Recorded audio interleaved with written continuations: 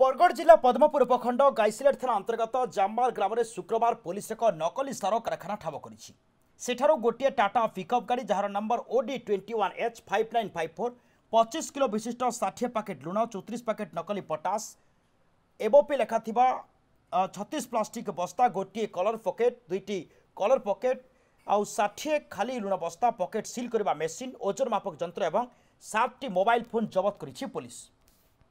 उक्त घटना में पुलिस 9 अभियुक्तों को गिरफ्त करें। गाइसिलेट थाना जामबाल ग्राम हृषिकेश साहू, बड़साहजबाल ग्राम आकाश साहू, सोनपुर जिला डुंगरीपल्ली थाना डुमेरपल्ली ग्राम विश्वमित्र साहू, बाबुलु तरिया, डुंगरीपल्ली थाना करलाजुरी ग्राम भरत साहू, कार्तिक साहू, सुनील साहू, बलांगीर जिला आगलपुर थाना महुलपल्ली ग्राम सत्यवादी साहू और लोईसिना थाना गणपाली ग्राम गौरांग साहू से विरोध में गाइसिलेट थाना दफा 482, 485, 486, 487, 488, 420, 34 आईपीसी और 7 अत्यावश्यक आईन रे एक मामला 53/23 रुजु होईछि।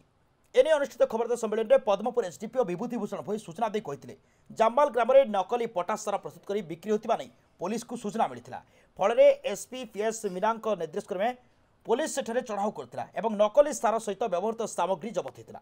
ऋषिकेश मुख्य अभियुक्त और तत्वावधान में नकली सार प्रस्तुत कर पकेट प्रति 1200 टंकार बिक्री करता।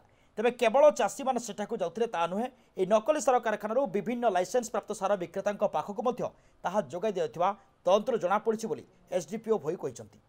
एक क्रम में घें स्थित संकट ट्रेड सार दुकान 140 पैकेट नकली सार जाइथिबा तंत्र जमापड़ी। यह जमापड़ा पर से दुकान को सील सहित लाइसेंस रद्द प्रक्रिया चली बोली एसडीपीओ भोई सूचना देइछंती।